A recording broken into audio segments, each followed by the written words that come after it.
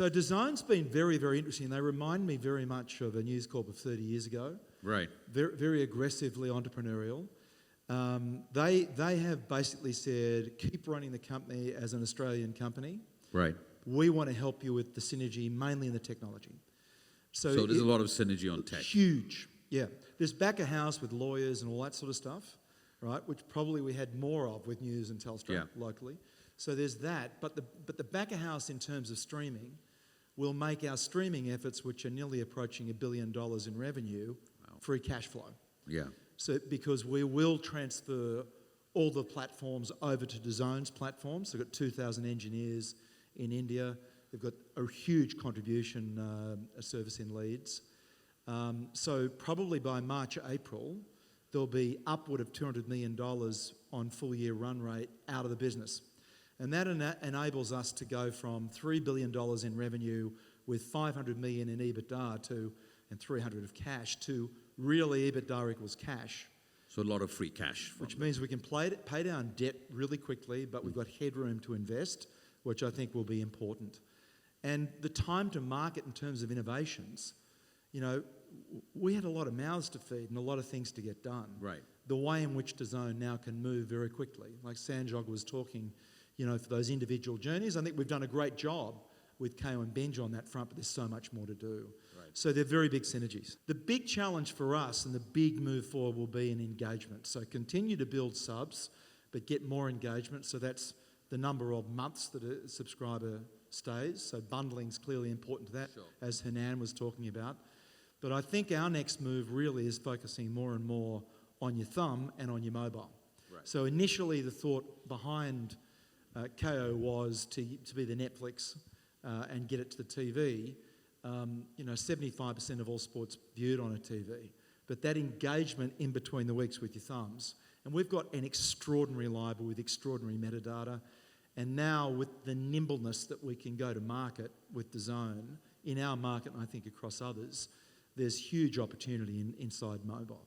What's the opportunity you see in Australia going forward? Because you've been involved and a pioneer in sports for so long, Patrick, particularly in connecting younger audiences to sports. What's working and where's the gap? What more needs to be done? Well, I think the first thing is that the distribution brand's got to be young. Yeah. If your dad's suit has a certain brand, your son or whatever it is, they're not going to buy it because it's dad's, right? Foxtel is dad's. Some of these heritage brands are pretty old. So the KO brand has helped a lot. I think, innovating down, highlights are one thing, but breaking a game of something down to 5 minutes with the original narrative in it, breaking a mini down to 20, that's helped a lot of those things. And then, as I say, focusing back on the mobile, right? So that, because we have unbelievably good data driven by AI, enriched data, and complete personalisation. So all the things that Sanjog was talking about, we can do inside of KO. So dealing up clips I wouldn't call it the TikTok of sports, but I certainly call it dealing up clips of the sports that you love, but also using AI with your profile to deal in other entertaining clips certainly helps with young engagement. But I think by and large our strategy has been to go with the top tier sports and invest there, so AFL, NRL, cricket, motorsports. We've got 50 sports live. I mean, it is probably the world's most diverse sports platform in streaming. Right. But I see us investing out more again into the long tail now that we have investment capacity. But what will happen in sports rights in Australia, I don't know. I'm very glad we've got a strong P&L and very good balance sheet and P&L to invest going forward. So we'll see. A lot of people have said to me, now that you're part of DAZN, does that mean all of this is going? And I think that would be to misunderstand the financial engine that we have, because the pay TV company is still sitting there at 1.3 million subscribers, and its decline is slowing. It's got an ARPU going back up to $100 a month, so it's rich, older Australians. Right. So that, and of course, that's where our whole story started, because Foxtel was paying for all sport and other rights, like drama and movies, but we were monetising to 20% of the country. So segmenting the market out to young families with the two streaming services has enabled us to backfill any loss and maintain the $3 billion. So it's something that drama and movies is something that we like, we want to stay in. We've got good synergy in our own company. DAZN's very interested in that. Right. Certainly they're curious about what they might be able to do. I think you answer this, but maybe we can ask it a different way. You know, what's been great and surprising about, you know, you're missing the Murdochs with Lachlan and Rupert, of course, and now you've got Len and Shay as the new face for DAZN.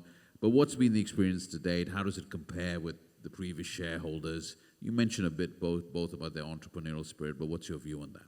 You know, that's a really great question because personally it has been an adjustment. Yeah.